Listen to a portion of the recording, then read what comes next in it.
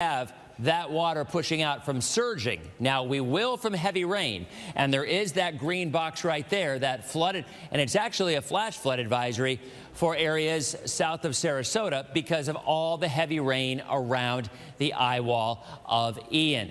So there are the latest numbers, the latest advisories. We now actually have a hurricane warning on the East Coast because after it weakens and moves into the Atlantic, we think it's going to redevelop, and if that's the case, then we could see this re-strengthen into a hurricane.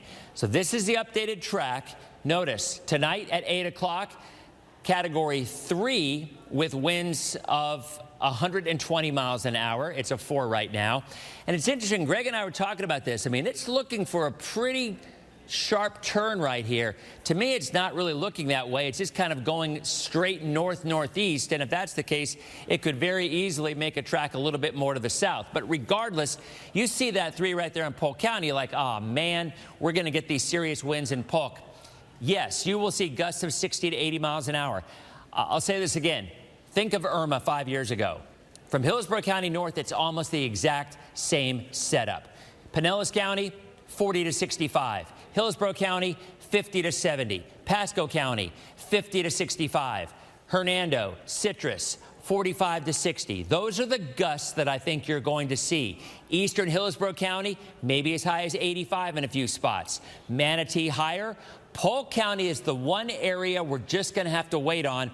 I don't think you're going to see anywhere near this, but I do think you could see winds gusting from 85 to 105. And if that's the case, like with Irma, you would get an extreme wind warning. So that's something that we're going to have to watch very closely. And the new track, new numbers come out from the Hurricane Center in about 5 or 10 minutes. Last report, again, winds gusting nearly 100 miles an hour along the coast. St. Pete had a gust of 75 miles an hour. Apollo Beach had one of 57. But I had a former employee here actually sent me a picture a couple of hours ago. The water at Apollo Beach was 10 feet below average. That's because it all was being pushed out of the bay. So again, clearly there will be no surge issue with this high tide. But by 4 a.m. tomorrow, clearly it's not 38 in Hernando. That's just ridiculous. Bad data there. But at the end of the day, well, wind gusts maybe temperatures. That'll be in January or February, right? But at the end of the day, when you get a west wind coming in or a northwest wind late tonight and tomorrow, I think that's when the surge possibility returns. So if you're worried about water, I think the best opportunity for surge would probably be between about 4 a.m. and 6 a.m. Jason, do you have something going on there? 106 mile per hour wind gust over the Sarasota Bay and a buoy out there. So a buoy report in the Sarasota Bay is having a gust of 106 miles an hour. And it makes a lot of sense over water because the air that travels over water, there's very little friction, so the winds aren't going to come down. But the minute those winds go over land, they have a tendency to weaken. I remember with Hurricane Jeanne back in '04, Fred Howard Park had a wind gust of about 90 miles an hour when everybody else was about 60 because the air was coming right off the Gulf and back in. So these are the wind numbers, like we're saying. These are the forecast numbers over the next 12 to 24 hours. Nothing we can't handle in Pinellas and Hillsborough County. Honestly, all of the areas from Pinellas and Hillsborough County north, I think gusts of about 45 to 60. There will be a few spots that are going to get heavier winds. It just works that way. But overall, by far, the strongest winds would be southern Manatee and then cutting across over into Polk County. Let's go over to Greg and see. Greg, it looks like you're taking a look at new tornado watches over on the East Coast, right? Yeah, so the Weather Service has most of Central and South Florida under a tornado watch until 5. They've now issued a new one along the I-95 corridor, and it looks like this is the one that's going to take over after the one at 5 expires in the next 19 minutes. And really, the tornadoes earlier had all been in this band that is now over the Bahamas. It seems like the Gulf Stream off the East Coast has been feeding some of these outer bands near I-95 and really giving them enough energy to produce some stronger rotating storms. Though this batch of storms rolling into Orange County, coming up out of Osceola County, south of downtown Orlando, any one of these could spin up as well. They'll be brief, and remember, they're usually pretty weak. Most tornadoes in landfalling hurricanes are of the EF0 variety. Friday. That's the weakest that you get. We're really much more concerned about the wind down to the south. Jason just told you there in your Lido Key that report of 106-mile-an-hour winds in Sarasota. That's the backside of that eye wall. That's what we were analyzing on the radar, and we'll continue to do so. That's still to roll in. So the winds are coming back Sarasota County off the Gulf as the backside of this thing rolls through. And I really think when you tally some of these higher winds down the line, it's going to be this northwest quadrant of the storm that's going to produce some of the heaviest gusts, because that's where all the rain is. And it's that rain that's going to push the wind down towards the surface. So looking downstream, southern Hillsborough, Manatee, Hardy, DeSoto, southern Polk County, Highlands County, this is all moving in your direction. In fact, there's a heavier band now coming up on southern Hillsborough County. Now, I just looked at some of the winds here. This is very close to the National Weather Service radar site in Ruskin. I'm not seeing anything I'm concerned about, but there could definitely be, where you see some of these reds here, gusts in excess of 40 or 50 miles an hour. Down to the south, from downtown Sarasota through western Hardy, DeSoto counties, or through western portions of DeSoto County down to Charlotte and Lee County. That's an extreme wind warning. Still goes on for another hour and 18 minutes towards the 6 o'clock hour. Still looking at this eye wall, the backside of it, back over the Gulf of Mexico, and this is where some of the heaviest rains and winds are. And you see these rain bands. This one now, this is the one up here north of downtown Sarasota that produced that really strong wind gust out over the Gulf. That's rotating back into Bradenton. So Bradenton over towards the Skyway, Palmetto, Lakewood Ranch, looks like over towards the Meadows. Very gusty winds in this. These could gust 70 to 80 miles an hour at times. And then you get into the main part of that eye wall, this dark red here over 75 into southern portions of Manatee County. Arcadia, the winds have been increasing. They'll continue to build. And now when you kind of transfer this or track it back, Wauchula, you're going to be in this for a while. These heavy rains here on Highway 70, the dark reds, there's probably winds here of about 60, 70, 80, maybe gusting more than that. There's that. Yeah. Yes, real quick, there it is. Hey, we just had a report of a sustained wind in Cape Coral at 112 miles an hour, and we had a maximum gust at 125. 135. So is that might be the strongest we've seen? Yes, I think 135 is the strongest we've seen. And Dennis, that's kind of that backside of the eye wall coming back in. I really think a lot of these winds back here that the radar is seeing out over the Gulf still, these are going to roll back in here. I mean, we could still see gusts into the triple digits from Venice, Englewood, down towards Port Charlotte, Cape Coral, Fort Myers. The storm is not done yet. When you look at this area in pink here, some of these heavier winds, it's rolling back into Sarasota, Lee, and Charlotte counties. And we could definitely, after a lull, after being in the eye, see those winds return and turn really, really gusty. To the north, it has not been as bad. We've seen gusts of 50 to 60 miles an hour in Tampa over towards St. Pete. The strongest gust I've seen in St. Pete, 74 miles an hour. Now, the gusts out of St. Pete are a little skewed, and that's because Whitted Airport is right on the water. And with an east wind, they're getting the wind right off the bay. So it's always going to be stronger at the bay, and with the airport out in the bay, I think it's reading the maximum wind you could possibly see there in St. Pete. If you actually work your way into the city, into the neighborhoods, the winds are probably gusting below that, maybe in that 60 to 70 mile an hour range. And most of them are going to come in the heaviest rain. So I'm going to be watching the reports now out of the southern portions of the bay, the Skyway. There's a couple of weather stations here in the bay and a couple of buoys. These reds and oranges coming in out of the east, the Parrish area, Riverview, Brandon. If you live in these areas, start getting some gusty winds. Get on our social media, @GregDWeather, Twitter, Instagram. Message me. Let me know what your personal weather stations are reading. The Weather Service is actually passing some of those reports over to us, and we in turn will pass them over to the National Weather Service to get a better picture of what folks down the road can expect as Ian continues towards the east and northeast. There you see the power outages. Some of these are going to be still widespread in the darker oranges and reds. But as Ian continues into Polk, Hardy, DeSoto, and Highlands counties, I think we're going to turn to more of a sporadic power outage situation. A lot of this is really going to be dependent on tree branches falling on power lines, saturated soils, trees toppling over onto those power lines. That's where we're going to see some of those issues. Here are the current winds right now. These are sustained winds, not gusts. So you see it's windy into tropical storm strength across Pinellas and Hillsborough County. Still lighter than that. We're approaching tropical storm strength in Pasco County, below that in Hernando and over towards Citrus County. Back over towards Polk, winds increasing now, maybe near 50 miles an hour over towards Fort Meade, and then the winds really building Hardy and DeSoto. This is where those that extreme wind warning is for western DeSoto County. Of course, the strongest winds, Venice, Englewood, Northport, over towards southern Manatee County. That's where we're going to see some of those wind gusts at about about 90 to 100 miles an hour at times. This is Bradenton right now, live pictures. As you see there, this is what we're seeing, the strong gusty winds really increasing. You see the winds blowing the palms there. Occasionally gusts 70 to 80 miles an hour in a couple of locations.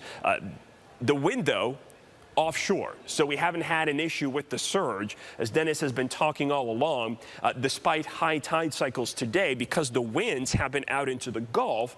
The water's been pushed out into the Gulf, and we haven't had to deal with a high surge. Tomorrow, as Ian lifts to the north and the wind turns back on shore in the bay, we may get some higher than normal tides, but by then the storm will be weaker, the winds will be weaker. So I think that's a much lower concern for us going into the future. Tampa, potential wind gusts for the next several hours. I think it's where we're at right now. Now, I wouldn't be surprised to see a couple of gusts higher than this, but you see the worst of it right there through the overnight. And I think by tomorrow morning, especially once we head towards midday, conditions will improve quite a bit. So this is the European model forecast. This just came in this afternoon, so this is a new run, some of the potential wind gusts. And I think this is on target. You see some of the stronger winds generally in our southern counties, Manatee, Sarasota, Hardy, DeSoto, and Highlands counties. And then depending on the track, you could, if the western eye wall were to get into southeastern Hillsborough or southern Polk County, then get some of those winds into Polk County as well. We'll be watching that very carefully. Now, if you live in Pinellas, over towards Pasco, Hernando, and Citrus County, you're farther west from the center, so the winds here likely going to be weaker, especially once you work your way out towards the Gulf. And remember, during the overnight, they're mainly going to be out to sea,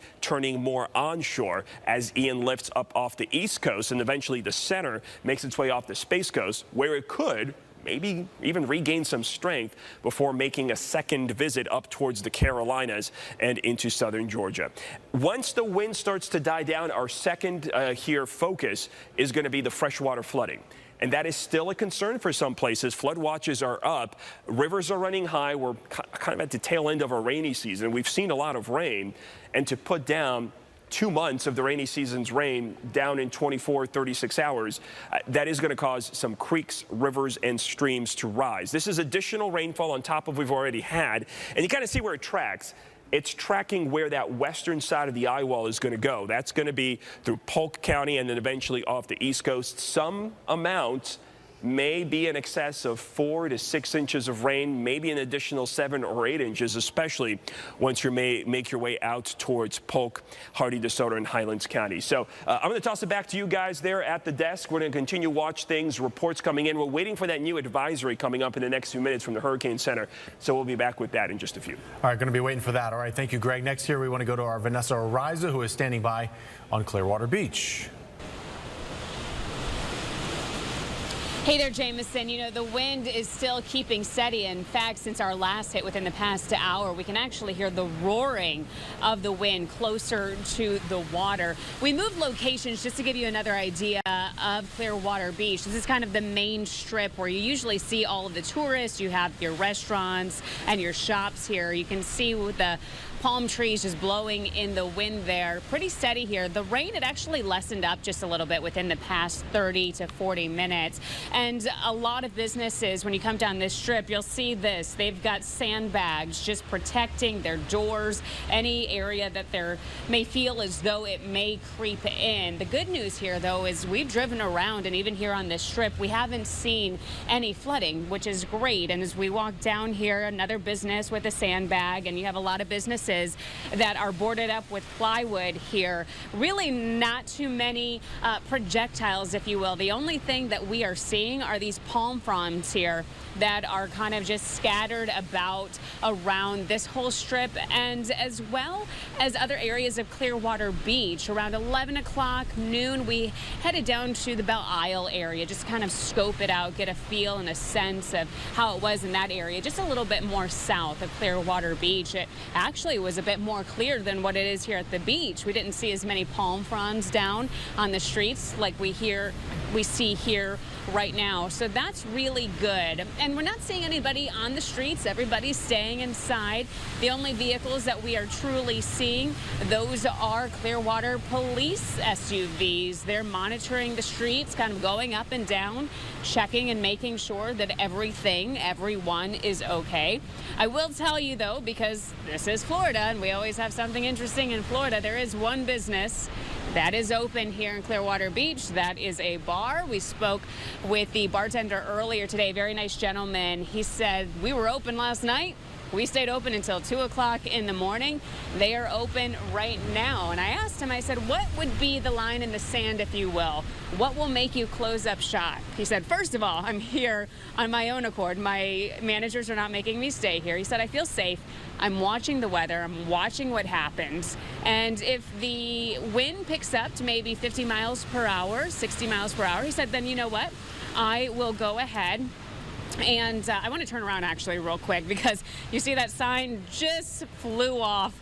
And luckily that's all we're kind of seeing. But just to give you an idea of how those winds are picking up right now. So hopefully it'll kind of just stay this way. The rain not really too heavy. We're going to stay out here, drive around, see if there's anything else going on right now. But for the meantime, I'm going to toss it back to you guys in the studio. All right, Vanessa, thank you. And we want to tell you this just coming in here. Governor Ron DeSantis has requested President Biden approve a major disaster declaration and 100% federal cost share for the next 60 days for any costs associated with Hurricane Ian. Meantime, we're checking in with crews who are now feeling those intense winds from Hurricane Ian. Reporter Austin Pollock is at a hotel in Nokomis, just outside of Venice in Sarasota County. Well, wind has really picked up here in Nokomis. Again, this is halfway between Tampa and Fort Myers. The wind and the rain that is hitting my back, I would say, is almost painful. It hurts. It's a sharp pain coming up against my back.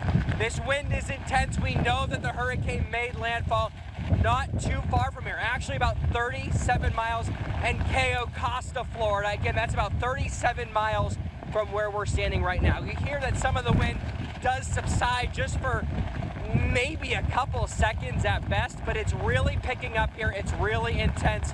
But we know, again, the hurricane has made landfall about 37 miles from here.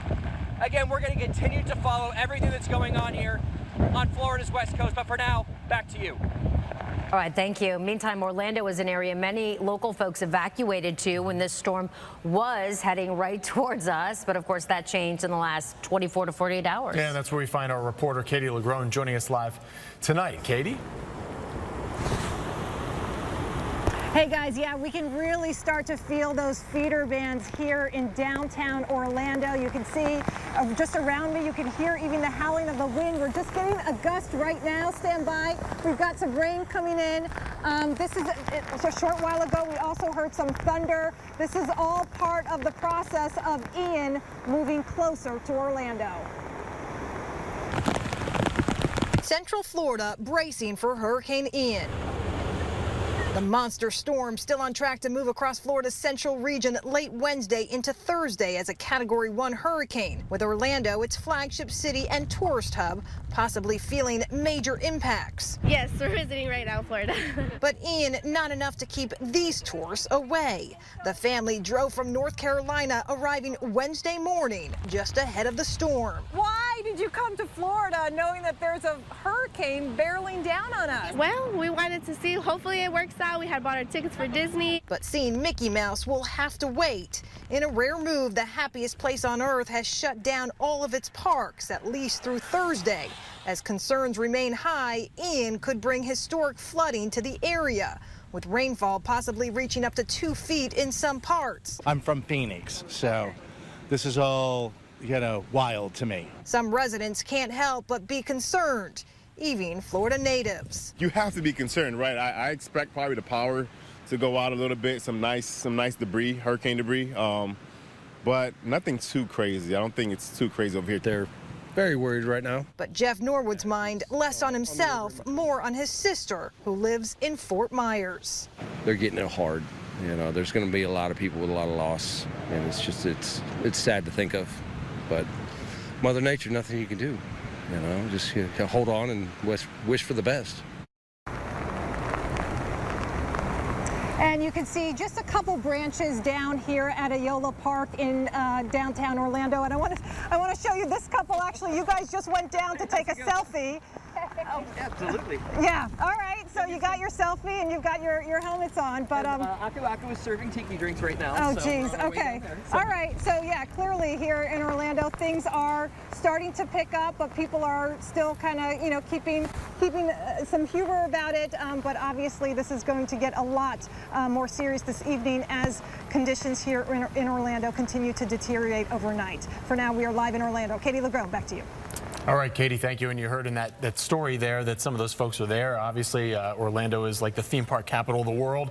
Disney's closed down till Friday, so they're going to have to, cool their heels for a couple of days. So find something else to do. Yeah, figure something else out. And now we want to head to Sarasota. Yeah, ABC Action News reporter Mary O'Connell joining us live from there with the latest conditions out there. Mary, have things deteriorated again? It's pretty windy out here, and we'll get those little bursts of gusts that are coming in and out. We're at Fruitville Elementary. This is one of the 12 county-run shelters here in Sarasota County. So we're kind of in this enclave that heads into the cafeteria here. And I'd like to say all these strangers that we were with, now we have 330 of our closest friends that we've been spending the day. We've been here since about 10 a.m. And as you can see, it's pretty windy over here. We're about 5 miles from the closest shoreline in Sarasota proper, if you will, and you can see just behind me right now, it is pretty windy and rainy. The small branches have been falling off these trees onto the ground all day long, blowing them around. We've got whipping winds I don't even know if the camera can really grasp, just how windy it is out here. Folks are really staying inside here at the shelter because they shouldn't be out in the excessive wind that we're seeing right now, and it really comes and goes. And emergency management kind of let people know that to stay off the roads, and that the winds are so strong right now that emergency responders, they're not going to be on the roads right now because it's not safe. Those conditions are not safe. As far as the folks that are here, there are about 330 people that are here.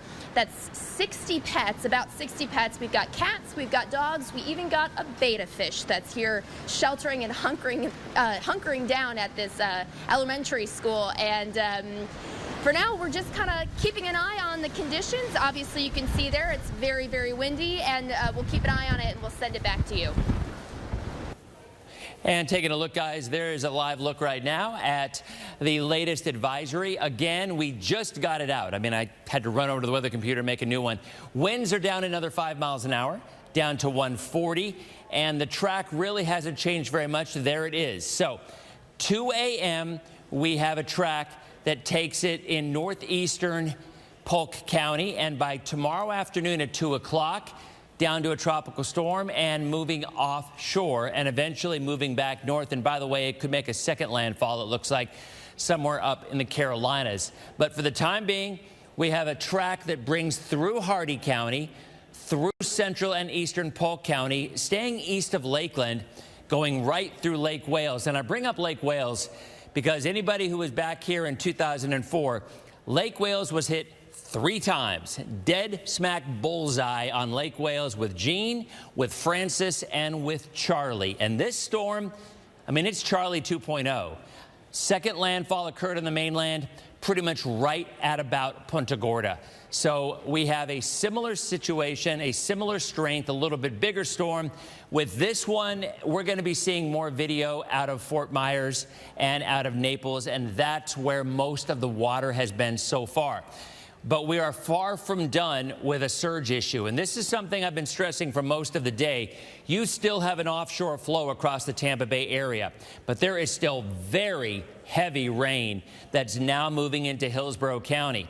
But even with that heavy rain, while there might be some flooding issues, and I think there will be just because the rain is going so much, this is not from the surge. Remember, surge has nothing to do with rainfall. Surge is the storm pushing water either in or out, I guess you could say, of a body of water, whether it's a bay, whether it's an inlet. And over the last 6 to 12 hours, we've had a pretty pronounced offshore flow. In other words, the winds are blowing away. So there's no way, I don't care how much water's out there, you're not going to have an increase in water and surge when you have such a strong push out. I've been getting reports all afternoon. Water anywhere from 4 to 10 feet below normal, and the bay has been dry yet again, just like it was with Irma 5 years ago. But at least for the time being, this is the area from southern Polk, southern Hillsborough County, and now southern St. Pete or southern Pinellas County. Matter of fact, I think we just had a wind gust of close to 75 miles an hour in St. Petersburg with this band. And these all continue to rotate. So if you live anywhere from downtown Tampa, eventually this is moving into Pinellas Park, over into Clearwater, this very heavy downpour. In the orange area, there's even more wind with it. So now we are just about to start experiencing the very heavy gusty winds, ones that I would compare almost identically to Irma 5 years ago. Most folks, and there were some trees down, there were some fences down, there were some issues with Irma, as most of Pinellas and Hillsborough County had winds between about 55 and 70 miles an hour. We just had a report of a wind gust, what was it, Greg, at the airport? It was around 70? In the 60s at TPA. So, I mean, this is a pretty potent, a little feisty band as it's coming back toward the coast with that counterclockwise flow. So you're going to get wind and you're going to get very heavy rain. And there's clearly more of it. Now, obviously, the bulk of the damaging winds is well to the south, and that's what they will be. I mean, we've had wind gusts reported Cape Coral at 135 miles an hour in the last hour. We have had reports of water surge about 14 to 16 feet in Fort Myers.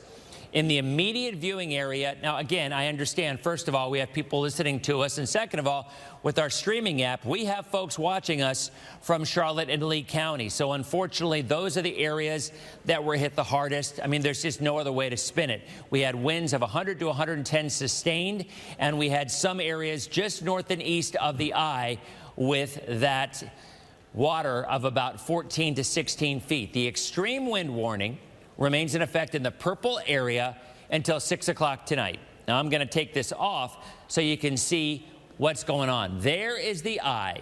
And the second landfall, it made 2 landfalls. The first was on Aberrio Island.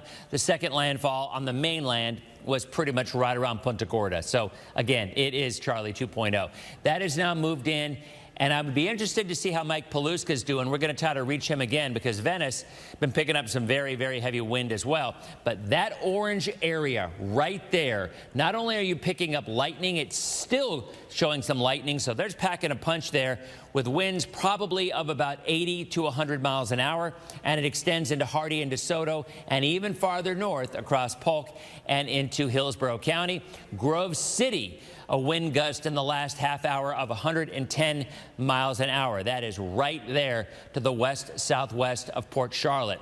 It's moved into Sarasota, it's moved into Manatee County, it's moved into Hillsborough County, and it's starting to rotate because think about it. As this moves north, all of this rotating backwards is going to move back toward coastal Manatee, Bradenton, up toward Longboat Key, up toward Pinellas County, although the track will probably keep it maybe in eastern Pasco, but I think much of Pasco County will likely be more of a near miss. So this is that updated track. Again, Cat 4 right now, winds of 140 miles an hour in a very small area. Yes, you are going to get wind reports of 120 and 125. But overall, by the time this moves into northern Hardy County and in through Polk County, it will have weakened significantly. And as a matter of fact, overnight, as a Category 1 hurricane, moving into Polk County, once it passes the east-west line of the bay, and that's about 2 a.m.,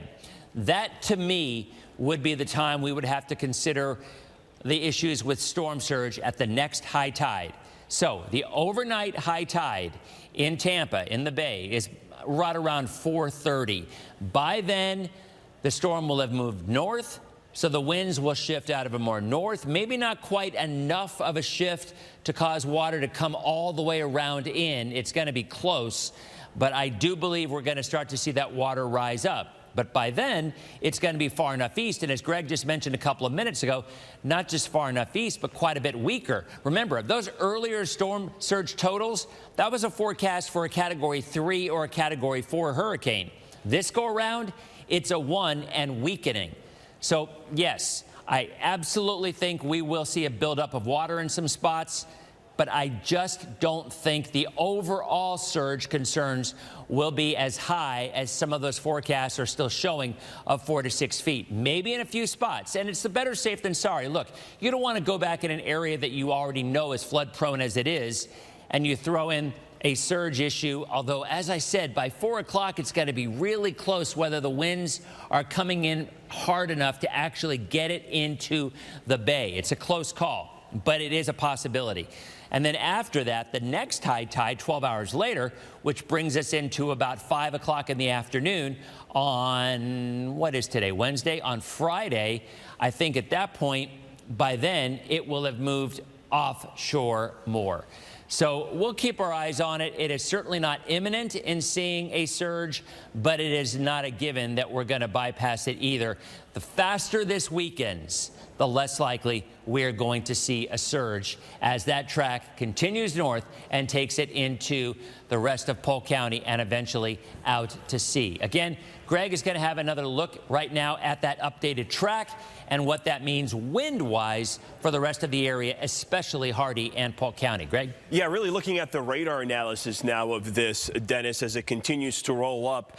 So if this track, and you know, it took a little jog to the east. You see a couple of points, and now it seems to be resuming a track to the north-northeast. This has been the story with Ian. Little jogs and shifts in the track, and the Hurricane Center just trying to keep up with it.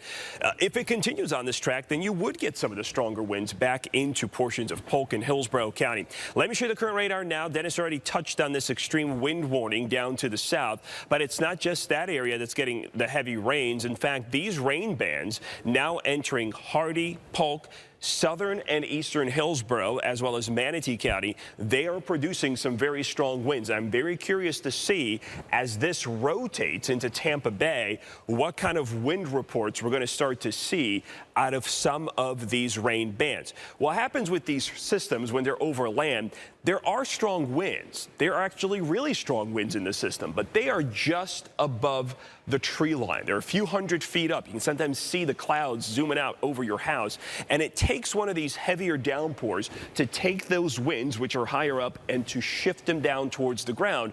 And that's when you get some of those stronger gusts. That's why in the inland areas, the rain and the wind tend to ebb and flow. You get long periods of just quiet weather without any rain, without any strong winds. And then as soon as that rain picks up, the winds increase as well, and that's when you really start to feel the impact of the storm. So take a look at southern Pinellas over towards Hillsborough County, Manatee County back over towards Sarasota. This is just heavy rain. Parrish, Lakewood Ranch, the Meadows over towards Bradenton, Bayshore Gardens, back over towards Anna Maria, the Skyway. In the reds here at 301 and 75, you're really getting some very heavy rain. So there's one really heavy rain band north of 64 up through the Parrish area. That's one. And then there's a second one coming in out of the south and east. You see that in the corner there. It's heading down 70 and 64. So this is all going to pinwheel back to 301. So if you're in Bradenton Parish, you may get a bit of a break, Lakewood Ranch, and then you're going to get another heavy rain band. And the second one may even have stronger winds. That's kind of how this is going to work out. Each subsequent band kind of ratchets up the intensity of the wind. And you see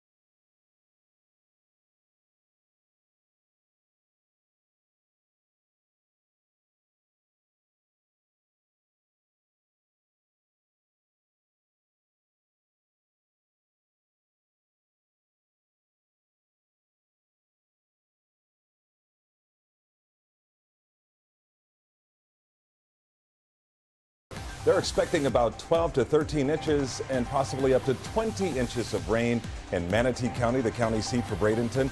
Tropical storm force winds, as you can see, they're already whipping up, and that area of Bradenton will bring you many more live pictures all throughout on the other side of this break.